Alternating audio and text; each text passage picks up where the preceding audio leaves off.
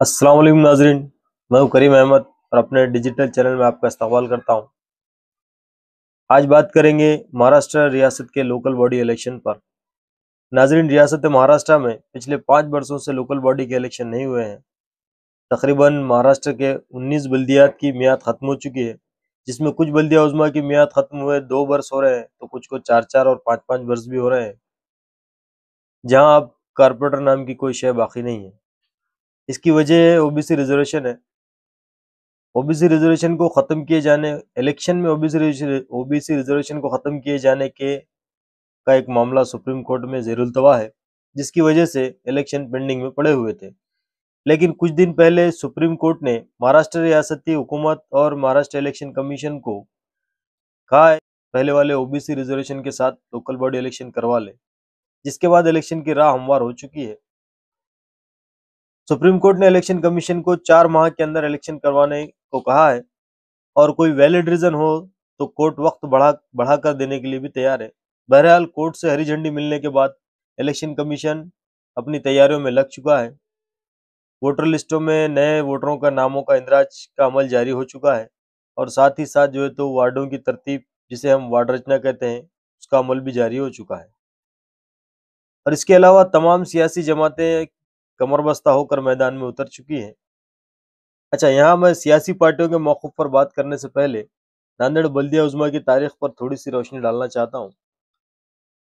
सन 1960 में बॉम्बे स्टेट की तकसीम के बाद महाराष्ट्र रियासत वजूद में आई है। यानी गुजरात, गोवा और महाराष्ट्र मुत्तहिदा तौर पर एक ही स्टेट हुआ करते थे, जिसे बॉम्बे के नाम से जाना जाता था। 1960 में इसकी तकसीम के बाद महाराष्ट्र बना, और इसके साथ ही 1960 ही में नांदेड़ भी ज़िला बना। इसमें कुछ और हक़ाइक़ भी, तारीख़ी हक़ाइक़ हो सकते हैं जो मुझसे मिस हुए हों।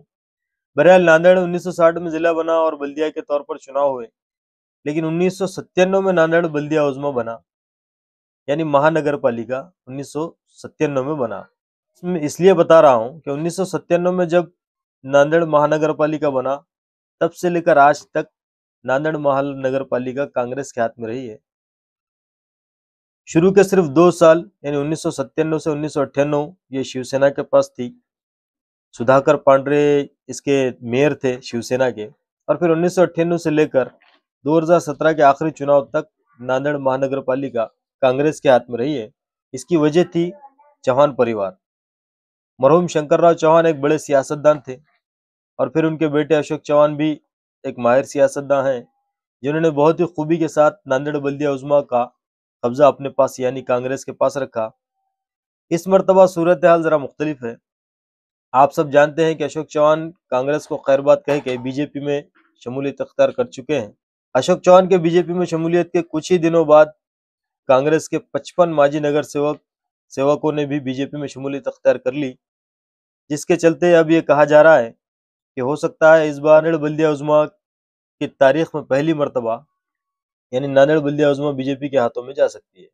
हालांकि कांग्रेस अपने तौर पर पूरी ताकत लगा रही है कि नांदेड़ बल्दिया उज़्मा कांग्रेस ही के पास रहे, जो कि इस बार कदरे मुश्किल दिखाई देता है। दूसरी अहम बात, कांग्रेस के मुस्लिम नगर सेवक और पार्टी वर्कर्स हैं जो अशोक चौहान के साथ नहीं गए, लेकिन उनसे मुस्तकिल राब्ते में हैं। और इत्तला ये भी है कि अपने मुस्लिम वर्कर्स के लिए अशोक चौहान इस बार कोई मित्र मंडल बनाकर, मित्र मंडल के नाम से किसी कोई और नाम उसको देकर मुस्लिम इलाकों में इलेक्शन लड़वा सकते हैं। वैसे बीजेपी ने अपनी इंतखाबी मुहिम का आगाज भी सबसे पहले कर दिया है। 1 महीना पहले ही नांदेड़ के नए मोंडा ग्राउंड में एक बहुत बड़ा जलसा लेकर इंतखाबी मुहिम का बाज़ाब्ता आगाज किया जा चुका है, जिसमें अमित शाह ने भी शिरकत की थी। अच्छा जी, इसके अलावा दीगर सियासी जमातें भी इंतखाबात की तैयारियां कर रही हैं, जैसे कांग्रेस, एनसीपी, एमआईएम, वंचित, एसडीपीआई।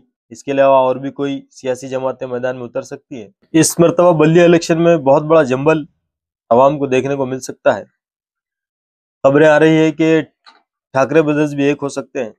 अच्छा जी, अगर राज ठाकरे और उद्धव ठाकरे एक जगह आते हैं बल्दिया इलेक्शन को लेकर, तो फिर महाविकास आघाड़ी टूटने के इम्कानात बहुत ज्यादा बढ़ जाते हैं। अब इसमें महाविकास आघाड़ी अगर टूटती है, तो वंचित बहुजन आघाड़ी के सुप्रीमो प्रकाश अंबेडकर साहब जो है, वो कांग्रेस के भी टच में है। कांग्रेस के साथ अलायंस करने की वो पूरी तैयारी कर चुके हैं। अच्छा, इसमें और एक बात ये है कि अगर रियासती सतह पर कांग्रेस से अलायंस नहीं हो पाता है, तो ऐसी सूरत में जिले के जो जिम्मेदारान हैं वंचित के, वो भी जो है तो अपना जिला लेवल पे भी कांग्रेस की, मुकामी लेवल पे भी कांग्रेस से इत्तेहाद कर सकते हैं। और जहाँ तक नांदेड़ की बात है, तो नांदेड़ के वंचित के जो जिम्मेदारान हैं वो इस वक्त कांग्रेस के टच में है बल्दिया इलेक्शन को लेकर इत्तेहाद के लिए। अच्छा, दूसरी इत्तला ये भी है कि कांग्रेस के साथ किसी सूरत में इत्तेहाद नहीं होता है, तो फिर दीगर पार्टियों के साथ भी इत्तेहाद करने के लिए वंचित के लोकल जिम्मेदार क़यादत तैयार है। और प्रकाश अंबेडकर साहब ने भी महाराष्ट्र में जिले लेवल पे इख्तियारात दिए हैं। ऐसा सुनने में आ रहा है कि अगर स्टेट लेवल पे इत्तेहाद नहीं होता है, तो मुकामी लेवल पर मुकामी क़यादत जिस पार्टी के साथ जाना चाहेगी, इत्तेहाद करना चाहेगी, उन्हें वो उतनी छूट दी जा सकती है। अब इसके अलावा मुकामी लोग जो है तो वंचित के मैम से भी इत्तेहाद करने के लिए तैयार हैं। यानी कि कुछ अहम वर्कर्स का कहना है कि वो लोग चाह रहे हैं कि अगर कांग्रेस से इत्तेहाद नहीं होता है तो वंचित ने एमआईएम से इत्तेहाद करना चाहिए।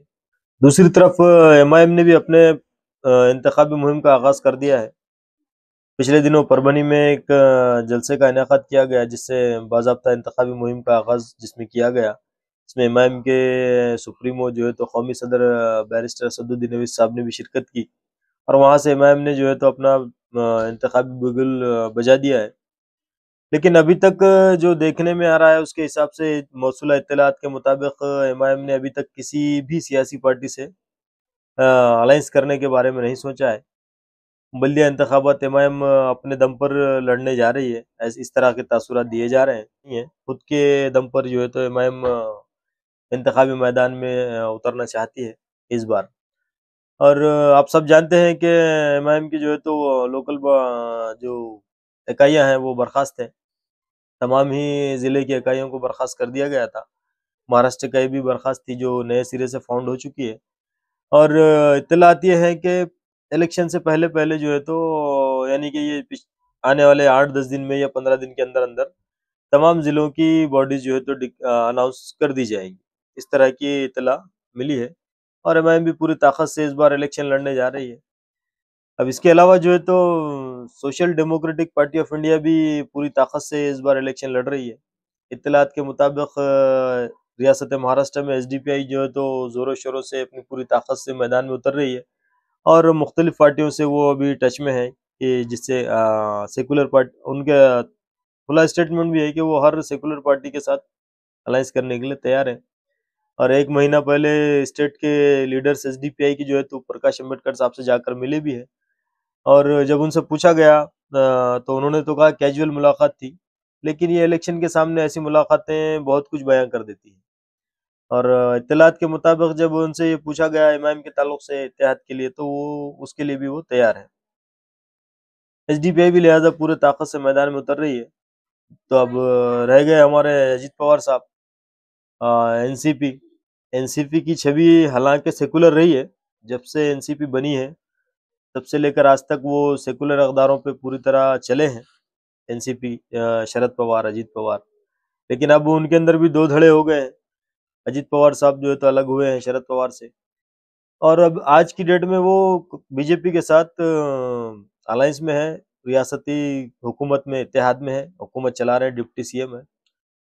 फिर भी उनकी छवि जो है तो सेकुलर की है, और हकीकत में वो लोग सेकुलर रहे हैं माजी में। अब इन दिनों बीजेपी के साथ क्योंकि वो हुकूमत में है, इसलिए उनके ऊपर उनको शक की निगाह से देखा जाता है, उनके सेकुलरिज्म पे शक किया जाता है। अब वो भी अपनी ताकत से जो है तो मैदान में उतरेंगे। हालांकि बीजेपी के साथ अलायंस में है, तो बीजेपी के साथ उनकी जो सीटें मिलती है वो लड़ेंगे, या फिर ऐसी इत्तलात मिल रही है कि बीजेपी पूरे मुस्लिम इलाके उनके हाथ में उनको दे देगी, उनके हवाले कर देगी। तो अजीत पवार मुस्लिम इलाकों में जोर लगा सकते हैं। तब बहुत बड़ा यहाँ पे जंबल नजर आएगा। आवाम को बहुत सूझबूझ से काम करने की ज़रूरत है, और सियासी पार्टियों को भी, क्योंकि अगर ये सही तरीके से अपनी बात आवाम तक नहीं पहुंचा पाए, कन्वे नहीं कर पाए, तो फिर वही होगा, रिवायती तौर पे आवाम जाएगी और जिसको हमेशा वोट देते हैं ऐसी पार्टियों को वोट देकर आ जाएगी, कांग्रेस वगैरह को। तो आवाम तक अपनी बात को बहुत क्लियर तरीके से पहुंचाने की पार्टियों को भी ज़रूरत है। आवाम को भी सूझबूझ का मुजाहरा करना होगा। जहाँ पर एक तरफ कांग्रेस रहेगी, दूसरी तरफ फिर वंचित बहुजन आघाड़ी रहेगी, फिर एमआईएम रहेगी, एसडीपीआई होगी, एनसीपी होगी। सारे लोग जो है तो अपनी अपनी बात को रखेंगे। आवाम को सूझबूझ का मुजाहरा करते हुए अपने वोट का इस्तेमाल करना होगा, ताकि बल्दिया हमारे नांदेड़ की अगर बात की जाए तो बल्दिया पे हमको ऐसी हुकूमत चाहिए जो कि सबको लेकर चले। ऐसा ना हो कि फिर वन साइड अगर हुकूमत हाथ में जाती है, किसी एक पार्टी की अगर बल्दिया हाथ में आ जाती है, तो फिर वही मनमानी होगी जो हमने पिछले दिनों देखा। फ्रूट मार्केट को तोड़ने के लिए भी बल्दिया का अमला पहुंच गया, तोड़ा भी गया। फिर जो है तो अभी 2-3 महीने पहले देगलूर नाके पे जो कुछ हमने देखा, ये मनियार गली में जो कुछ देखा, यानी कि एकदम ताकत का इस्तेमाल करके गरीबों के गाड़ों को तोड़ दिया गया, गाड़ियों को तोड़ दिया गया। हॉकर जोन बनाकर तो बल्दिया उजमा देती नहीं है। और फिर जो है तो छोटे मोटे ताजिरों के ऊपर अपनी जो है तो सख्ती करती है। ऐसी चीजें और भी बहुत सारे प्रॉब्लम्स क्रिएट हो सकते हैं, खड़े हो सकते हैं। तो इस बार बल्दिया उजमा के इलेक्शन में आवाम को बहुत सूझबूझ कर समझदारी से वोट करना होगा। आज की वीडियो में इतना ही। फिर मिलेंगे इंशाल्लाह अगली वीडियो में।